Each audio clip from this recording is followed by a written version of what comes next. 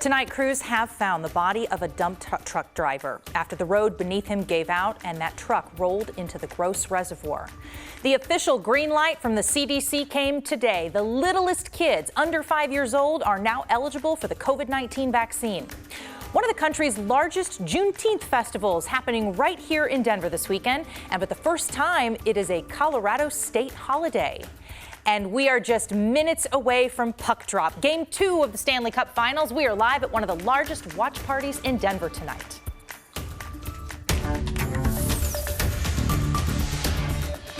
Good evening, Ball Arena in Denver. Again, just minutes away from puck drop. Game 2 of the Stanley Cup Finals. Avs are ahead after Game 1 this past week. Jacob Toby joins us now ahead of tonight's Game 2. I'm so excited, Jacob, I can hardly speak. Hey, it's okay. We're all excited. Yeah, Jenny, the Avs are up 1-0 in the Stanley Cup Final, and we're ready for Game 2 tonight. In 15 games this postseason, the Avs are 13-2, tied for the best record all time through 15 playoff games. Each of those previous 4 teams to start a single postseason with a 13-2 record won Game 16 as well and went on to win the Stanley Cup. The Avs might have won Game 1, but head coach Jared Bednar says that doesn't mean his team still won't make adjustments. It's still about playing to our identity, but obviously you're going to make a few adjustments here and there. You're looking at things, some of our defending, and there's certainly a lot of room for improvement from Game 1. We did a nice job with a lot of things. It was just a little bit inconsistent for me, so we've looked at that. I think we can get tighter on the defensive side of things. I think there's some things we can expand upon and take the next step with offensively as well. So we're breaking down the game same as they are. They'll pick up some things, we'll pick up some things, and then you got to go out and compete and execute tonight. All right, we'll see what type of adjustments the Avs make tonight. Now let's send it over to Ariel Orsuto, who's at Ball Arena, getting us ready for Game 2 of the Stanley Cup Final. Welcome into Ball Arena. Ariel Orsuto here with your 3 keys for an Avalanche win in Game 2. Key number 1, special teams. The Avs were 1 for 3 on the power play in Game 1. More importantly, their penalty kill was 3 for 3, keeping the Tampa Bay Lightning off the board during the advantage. Key number 2, get Cale Makar on the board. In game number 1, it was the first time that Makar did not get a shot on goal the entire time during the playoffs. Makar leads all Avalanche players right now with 22 points. Cale Makar, the hero in overtime. Right behind him is the trio of McKinnon, Landeskog, and Rantanen, all with 19 points. Key number 3, help Darcy Kemper out. He wasn't exactly super sharp in his return in Game 1.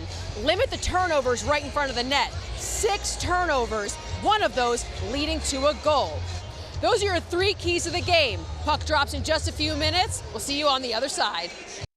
Ariel, thanks. Jared Bednar said this morning that Andrew Cogliano could possibly play tonight. Well, the lineup just came out. He is in. Nazem Kadri is out. We'll have full post-game coverage tonight on 9 News at 9 and 10. All right, Jacob, we will see you then. Thank you. Very exciting. Of course, there has been so much excitement building around this game and the whole series. Tivoli Brewing, right across the street from Ball Arena, is hosting many watch parties, one for each of these games. Luis De Leon is there for us tonight. Luis, how's the crowd at this hour? It's awesome, Jenny. You can probably hear that honk right there for celebration, right? It's the doors open at 3 o'clock here in the field right behind us. Tivoli's logistics manager, they expected around 10 to 15,000 people throughout today. You can see the crowd right behind us here. They have all gathered into that front middle stage there. It may seem a little spread out right now, but that's because there are a bunch of other TV screens where more of the crowd is congregating right now. Community College of Denver actually tweeted at around 4:45 today. They were at max capacity. They'll be letting people in as capacity allows. There was some live music going on here, so the crowd was a bit bigger beforehand. Tivoli calls today a sizable boost for their sales and revenue as a whole, and Stanley Cup Finals as a whole is huge for downtown as well. To give you some perspective here, Downtown Denver Partnership said at around this time last year there were around 232,000 people walking around downtown waiting on an update for the expected foot count for foot traffic here downtown. A bar we spoke to last night for Game 1, they said they were at capacity. That was over on Market Street, and that's around 400 people there. So Jenny, seems like it's going to be another wild night. I think it will be. Hopefully we'll have a win to celebrate later tonight. Luis, thank you so much for your reporting. After tonight's game, the series continues in Tampa for games 3 and 4. Tivoli will still host watch parties for those away games. So will Ball Arena. And we're guessing it's going to look a little something like this. This was the watch party back when the Avs were playing the Oilers. No, this was not a home game. These fans were watching on the big screen. Games 3 and 4 against the Lightning are scheduled for Monday and Wednesday next week. Tickets to this party cost $20. They're on sale now, and that money goes to Kroenke Sports Charities. Downtown will likely be packed again tonight with people looking for seats at a bar or a restaurant trying to catch that game. Luis told us some of these businesses are just trying to make sure they have enough staff to handle the crowds. Celtic on Market says they were at capacity for Game 1, but they have been struggling to hire cooks. They only have 2 right now. The owner and his wife, they ended up in the kitchen this week. Even though there were 1,800 jobs added to the hospitality industry last month, that's according to Colorado Department of Labor, the owner of Celtic says it is hard to find employees. Everybody's trying to very, very tightly hold on to what staff they do have in the back. If we're getting in the weeds and we need to dig out of it, we just explain to the customers this is what we're going to do. The Colorado Restaurants Association tells us 8 out of 10 bars or restaurants they've surveyed say they are still understaffed.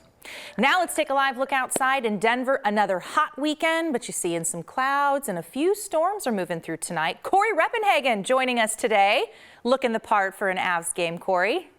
Yeah, you know, I'm going to be keeping one eye on that Avs game, and I'm going to keep the other eye on the sky. We got a little bit of rain out here on the patio earlier, not just enough to get the patio just a little bit wet, but a little different story up in the mountains. It's raining a lot heavier. Take a look at the HD Doppler radar right now.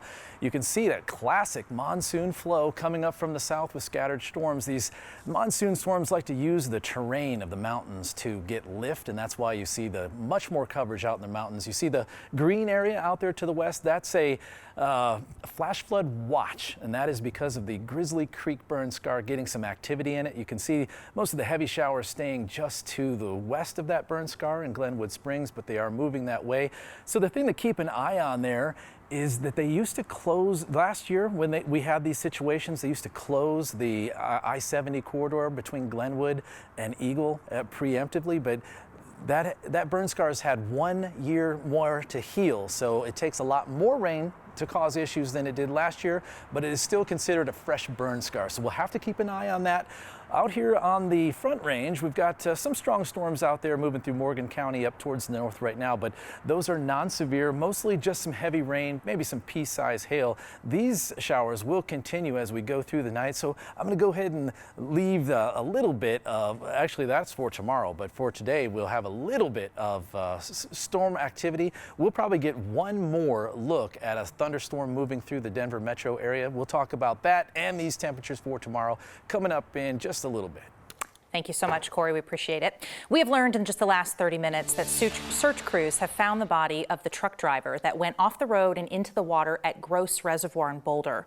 Colorado State Patrol says around midnight, this dump truck was hauling 7,000 pounds of rock when the road gave out and caused that truck to roll into the reservoir and go completely underwater. Rescue teams searched for the driver throughout the day, and eventually they did a sonar scan and found that truck at the deepest point, as well as the driver. And just minutes ago, crews in Brighton say that a 35-year-old man, is now dead after falling into a very deep hole. Brighton Fire say that a company was doing some excavating work on a sewer line this afternoon on Peregrine Drive when the hole collapsed and trapped that man. Several departments were on scene trying to rescue him today, and the police department has tweeted this has now been switched to a recovery effort. The littlest kids and the last group to be eligible can now start getting their COVID-19 vaccine next week. These are the kids under age 5. The state health department has already placed pre-orders for tens of thousands of doses of both Moderna and Pfizer.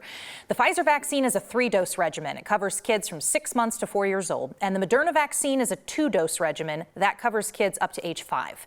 CDPHE's immunization branch chief told us that there's some studies showing about 20% of families are ready right now to get their young child vaccinated, but a lot more families at this point would rather wait a little bit. I anticipate the first few weeks of rollout being pretty intense.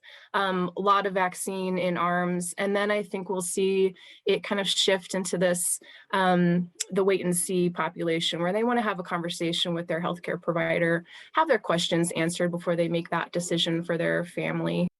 Both the Pfizer and Moderna brands use just a fraction of the dose size for these little kids compared to what you're getting in those adult shots. Our 9 Health expert, Dr. Pyle Coley, told us because the size difference of the children at this age group, that 6 months to 5 years, the protection's a little stronger for the babies compared to the toddlers. Today is one of the country's largest Juneteenth festivals right here in Denver. Every year, 5 Points hosts a huge parade and a street festival full of live music and fun. Juneteenth celebrates the end of slavery in the U.S. and for the first time this year, it is an official state holiday in Colorado. The festival continues tomorrow, and coming up at 6:30, we will have so much more about this holiday, the history, and a look from today's parade. 9 News anchor Alexandra Lewis will take us to that celebration. We have this festival for many reasons. It's to show who you are and love who you want to love. Adams County holding their first ever Pride Festival today, and people there are showing just how inclusive that can be.